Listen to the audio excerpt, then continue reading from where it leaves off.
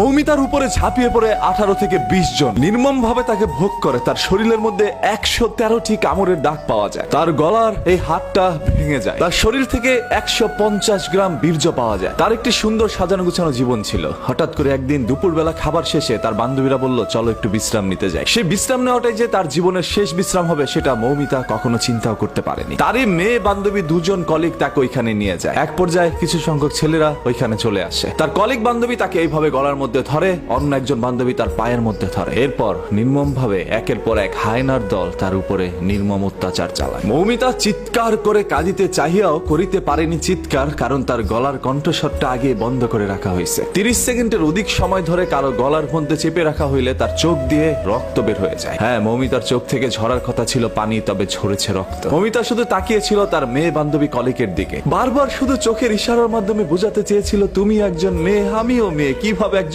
মেয়ে হয়ে আরেকজন মেয়েকে এইভাবে হায়নার হাতে তুলে দিলা? মৌমিতা চিৎকার করছে বারবার। ভাই, ও কাউকে বোঝাতে পারে নাই। মৌমিতা একটি ছোট্ট ভিডিওর মাধ্যমে মানুষকে একটি বার্তা পৌঁছে দেয়, যেখানে প্রকাশ পেয়েছিল তার সাথে ঘটে যাওয়া কিছু নির্মমতা। এরপর তাকে এই দুনিয়া থেকে সরিয়ে দেওয়া হয়। মৌমিতার সেই ভিডিওর বর্ণনা যদি আপনারা একবার দেখেন, তাহলে আপনাদের চোখ থেকে অশ্রু ঝরে যাবে। আজকে পুরো ভারতবাসী এটা নিয়ে প্রতিবাদ জানাচ্ছে আজকে বাংলাদেশের মানুষ। এবং এই ছবিটি ফেসবুকের মধ্যে ঢুকলেই দেখবেন আপনার সামনে চলে আসছে। হয়তো আপনারা অনেকে পোস্টটা পড়ছেন না, শুধু ছবিটা দেখে ইগনোর করে চলে যাচ্ছেন। হ্যাঁ, কারণ ঘটনা তো আপনার মা বোনের সাথে ঘটে নাই বা আপনার সাথে ঘটে নাই, অন্য কারোর সাথে ঘটলে তো আর আপনার কিছু যায় আসে না। যদি আসলে আপনি একজন মানুষের মনুষ্যত্ব বেঁচে থাকতো, তাহলে অবশ্যই এটা নিয়ে পোস্ট করতেন, শেয়ার করতেন এবং প্রতিবাদ জানাইতেন। গতকাল থেকে অসংখ্য মানুষ এটা পোস্ট করেছে এবং মানুষ আমাকে বলছিল, ভাই এটা নিয়ে একটা ভিডিও বানান। এই সকল বিষয় তো আর মানুষের বলে দিতে হয় না, এমনিতেই চোখ থেকে অশ্রু ঝরে যায়। এই মৌমিতার জীবনে কি এমন ভুল ছিল ভাই? ও তো সুন্দর করে পর্দাশীল অবস্থায় ঘুরে বেড়াতো। ছবিটার মধ্যে আপনারা দেখতে পাচ্ছেন কি সুন্দর একটি মেয়ে। আজকে এরকম হাজারো মৌমিতা আমাদের দুনিয়া থেকে চলে যাচ্ছে, সেগুলো সোশ্যাল মিডিয়ার মধ্যে ভাইরাল হচ্ছে না। ওই সকল হায়নার দলগুলো এখন পর্যন্ত আমাদের সমাজের মধ্যে বিদ্যমান। এবং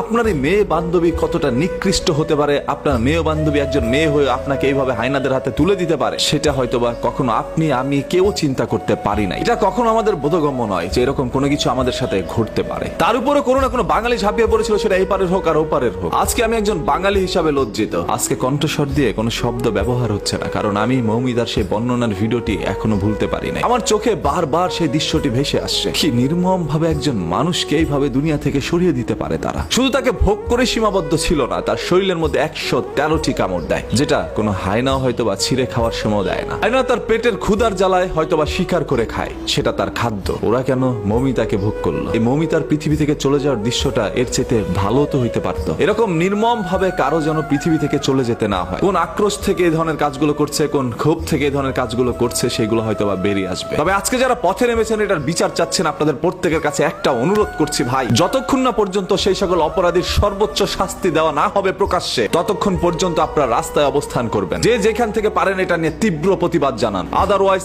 আজকে মৌমিতার সাথে, আগামীকাল আপনার সাথে, আপনার মা বোনের সাথে এরকম ঘটনা ঘটতে দেরি হবে না। আমি চাই না চোখের সামনে এরকম আর কোনো মৌমিতা জীবন দেয়।